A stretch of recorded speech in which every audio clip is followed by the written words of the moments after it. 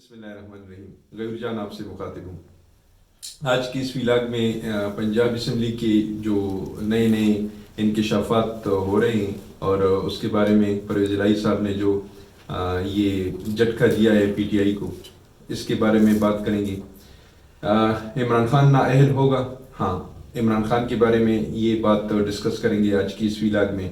और परवेज़ इलाही साहब किसका बंदा है, इन 3 टॉपिक्स पे आज बात करेंगे। सबसे पहले पंजाब असम्बली के बारे में बात करते हैं। पंजाब असम्बली के बारे में सबको पता है कि कल से तकरीबन रात को तहरीक एतमाद की जो समरी है वो मूव हो गई है। आज सफ्तान खान ने उसको रद्द किया है, लेकिन ये समरी किसने मूव की है और फिर जैसे रात को अदालतें खुली थी, इस तरह ये रात को असम्बलियाँ कैसे खुल गई हैं, इसके बारे में अब इंकशाफात हो रहे हैं। और बाज़ जगहों से तो ये बातें और ये सदाएं उठ रही हैं कि ये परवेज़ इलाही साहब ही का प्लान है और ये परवेज़ इलाही साहब ने ये खुद किया है। क्योंकि जब से उनका इमरान खान के साथ मुलाकात हुई है, इमरान खान से मुलाकात के बाद और कमर जावेद बाजवा के खिलाफ जो बातें हुई थी उस पर उन्होंने जो रिएक्शन दिया था, उसके बाद ये उनका प्लान था। तो सरप्राइज पर सरप्राइज मिल रहे हैं, इस पर अभी हम उतना ही बात कर सकते हैं जितना हमें अभी तक नजर आ रहा है। तो कुछ भी हो सकता है। परवेज़ इलाही साहब पीडीएम के वज़ीर आला भी सामने आ सकते हैं, वो इस्तीफा भी दे सकते हैं, इस्तीफा देकर वो पीडीएम का नुमाइंदा बनकर हमें नजर आ सकते हैं। और ये सियासत है, सब कुछ हो सकता है।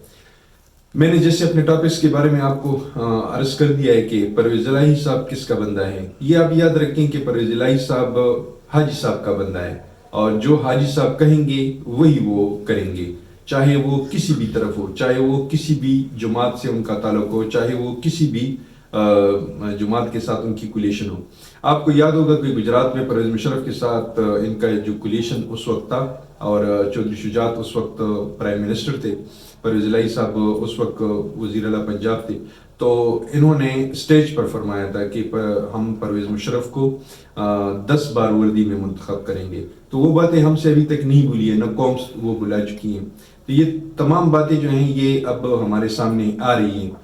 परवेज़ इलाही अब दोनों तरफ से खेल रहे हैं और परवेज़ इलाही साहब जो है वो अब खुलकर पीडीएम का नुमाइंदा बनकर सामने आते हैं। क्यों आएंगे वो, ये एक अजीब सा सवाल है, क्योंकि अभी तक वो हमजा शहबाज को जो 2 बद्दुआएं दे रहे थे, तो क्या वो बद्दुआएं अब असर नहीं रखेंगी। ये भी आप याद रखें कि परवेज़ इलाही साहब ये अपनी सीट को बचाने के लिए कुछ भी कर सकते हैं।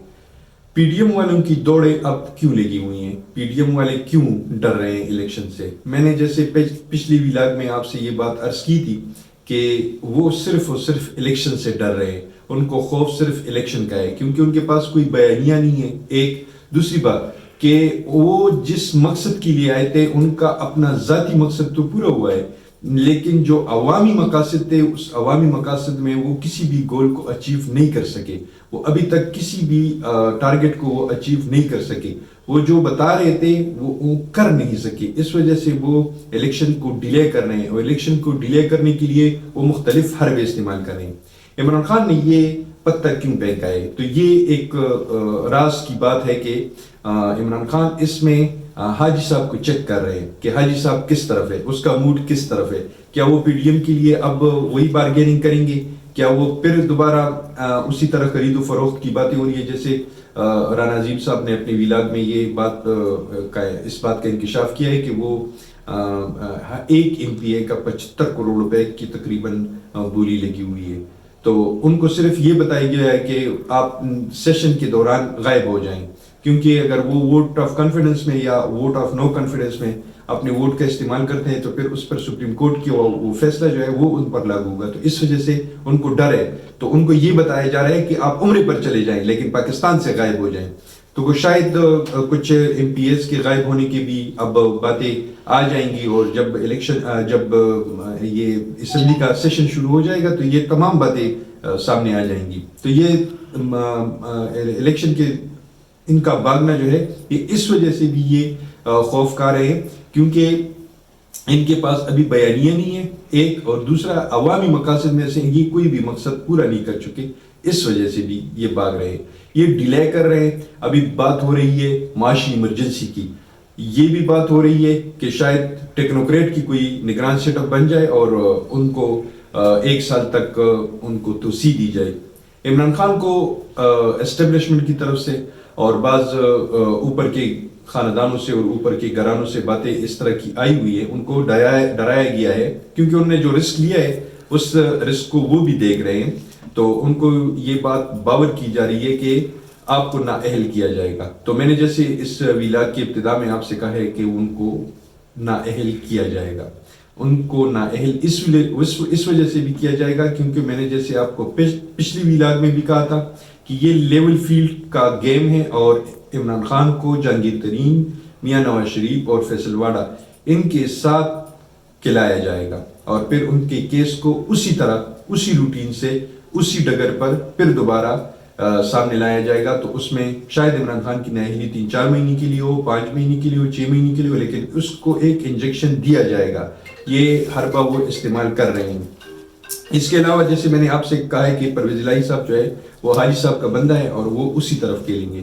تو آنے والے دنوں میں اور آنے والے وقت میں شاید جب آپ ویڈیو دیکھ رہے ہوں گے تو انشاءاللہ آپ کو تمام منظر جو ہے وہ صاف نظر آئے گا اور اس سے بہت ساری باتیں جو ہیں وہ بالکل کلیئر ہو جائیں گی. لیکن لگ ایسے رہا ہے کہ پی ڈی ایم والے اب پرویز الہی کو اپنا کینڈیڈیٹ سامنے لائیں گے کیونکہ ان کے پاس بھی فگر پوری نہیں ہے اور عمران خان کے پاس بھی پوری فگر نہیں ہے. مسلم لیگ کا دونوں کی ضرورت بن چکی ہے اور وہ اسی لیے دونوں طرف سے کھیل رہے ہیں. تو انشاءاللہ کل بھی اسی پلیٹ فارم سے پھر آپ سے مخاطب ہوں گا اور کل بھی اسی ٹاپک پہ انشاءاللہ بات کریں گے. آپ سب کا بہت شکریہ. پاکستان زندہ.